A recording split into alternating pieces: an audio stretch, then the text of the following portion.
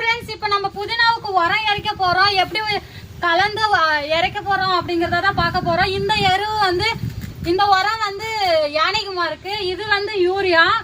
இது ரெண்டும் சேர்ந்து நம்ம கலந்து இறைக்க போறோம். எப்படி கலக்கணும் அப்படின்னா, இந்த சைடு நான் யூரியா கட்டியிருக்கேன், இந்த சைடு யானைகுமாருக்கு கொட்டியிருக்கேன். இதை சேர்ந்து இந்த மாதிரி எல்லாமே நல்லா மிக்சிங் பண்ணி விடணும். நல்லா கலந்துருச்சுன்னா நம்மளுக்கு இறைக்கிறதுக்கு கரெக்டா இருக்கும்.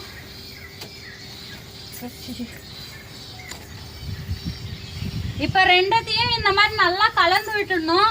கலந்து விட்டுட்டு எப்படி இறைக்கணுங்கிறதையும் காட்ட போறேன். இருங்க, கலந்துட்டு வரேன் இறைக்கிறதுக்கு. பாருங்க ஃப்ரெண்ட்ஸ், இந்த அளவுக்கு நல்லா கலந்துருக்கேன். நல்லா கலந்துருக்கு. இந்த மாதிரி கலக்கிட்டு நம்ம இந்த கோணி பையில எடுத்துட்டு போய் வச்சுக்கலாம். வச்சுட்டு அங்க இறைக்கலாம். புதினாக்கு எப்படி இறைக்கணுங்கிறதையும் காட்டுறோம் வாங்க.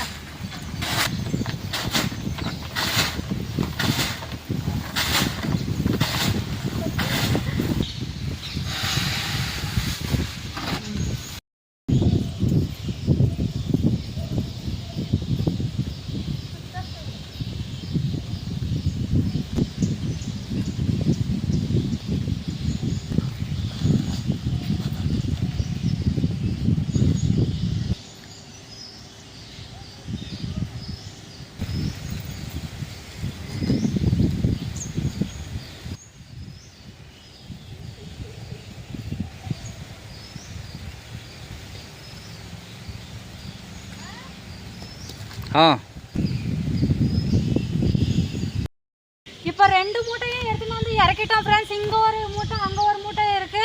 பத்தலைன்னா இன்னும் இருக்கிறது எடுத்துக்கலாம். 2 பக்கெட்ல கொட்டி வச்சிருக்கேன். இப்போ இறக்க போறேன். எப்படி இறக்கலாம்னு வாங்க பார்க்கலாம்.